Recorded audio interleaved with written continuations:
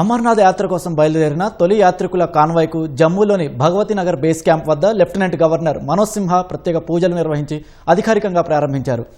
బంబం భోలే హరహర మహాదేవ్ అనే శివనామ స్మరణతో base camp మారుమోగింది.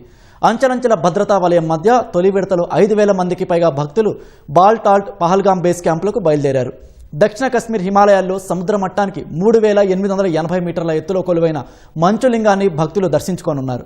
మొత్తం 57 రోజుల పాటు సాగే ఈ యాత్ర ఈ నెల 3న మొదలై ఆగస్టు 28న ముగుస్తుంది. భక్తులు అనంతనాగ్ జిల్లాలోని 48 కిలోమీటర్ల సాంప్రదాయ పహల్గాం మార్గం లేదా గందర్బల్ జిల్లాలోని 14 కిలోమీటర్ల బాల్టాల్ మార్గం ద్వారా పవిత్ర గుహను చేరుకుంటారు.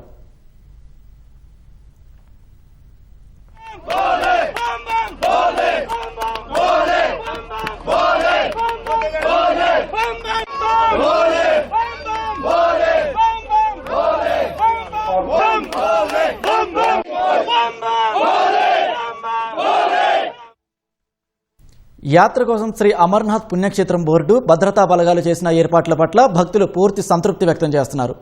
వృద్ధులు, దివ్యాంగుల కోసం గతంలో కంటే మెరుగైన సౌకర్యాలు కల్పించారు. కట్టుదిట్టమైన భద్రత ఉన్నందున ఎలాంటి భయం లేకుండా యాత్ర చేయవచ్చని యాత్రికులు చెబుతున్నారు.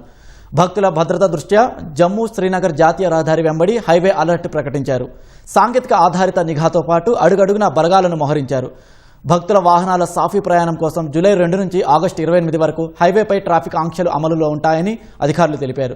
ఈ ఏడాది యాత్ర కోసం ఇప్పటికే 3,90,000 మందికి పైగా భక్తులు నమోదు చేసుకోగా జమ్మూలో ఆన్ ది స్పాట్ రిజిస్ట్రేషన్లు కూడా ముమ్మరంగా కొనసాగుతున్నాయి.